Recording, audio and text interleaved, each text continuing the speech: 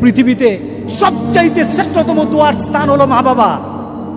ওই মা বাবা যদি হাত পাতে আরশ পর্যন্ত পৌঁছে যায়, ওই মা বাবা যদি বদদুয়া করে, পৃথিবীর সব তীর সব টার্গেট মিস হতে পারে, কিন্তু মা বাবার বদদুয়া কখনো মিস হয় না, কখনো মিস হয় না। আর সন্তান মা বাবার জন্য যখন দোয়া করে, পৃথিবীর কোনো হুজুর, পৃথিবীর কোনো বুজুর্গ ব্যক্তির দোয়া কবুলের ব্যাপারে সন্দেহ থাকতে পারে, কিন্তু সন্তান যখন মা বাবার জন্য দোয়া করে, এই দোয়া আল্লাহ ফেলে দেয় না। সুবহানাল্লাহ। কারণ মা বাবার এই দোয়াটা শিক্ষা দিয়েছেন স্বয়ং আল্লাহ সুবহানাহু ওয়া তাআলা, রব্বির হামহুমা কামা রব্বায়ানি সাগীরা। আপনি কবরে থাকবেন, আপনি প্রত্যেক নামাজে আপনার সন্তান দোয়া করবে আপনার জন্য, রব্বির হামহুমা কামা রব্বায়ানি সাগীরা। পড়েন, মা বাবার জন্য দোয়া করেন প্রতি নামাজে বলেন মা বাবার জন্য, রব্বির হামহুমা কামা রব্বায়ানি সাগীরা।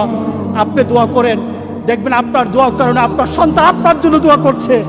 আপনাকে আল্লাহ যেন এমন সুযোগ করে দেয়, এমন কুলাঙ্গার সন্তান যেন আমাদের সন্তানগুলো না বানায়। সবাই বলেন আল্লাহুম্মা আমিন।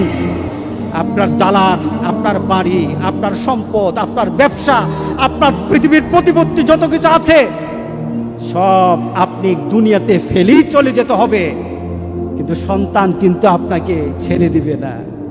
সন্তান আপনাকে ছেড়ে দিবে না। ভালো সন্তান রেখে যাবেন, কবরে শুয়ে শুয়ে আপনার সন্তানের দোয়া পাবেন। খারাপ সন্তান রেখে যাবেন, কবরে বিপদ বিপদ বিপদ চলতেই থাকবে। আল্লাহ আমাদের সবাইকে হেফাজত করুক। আমিন বলি, আমিন বলি। আল্লাহু আল্লাহু আল্লাহ।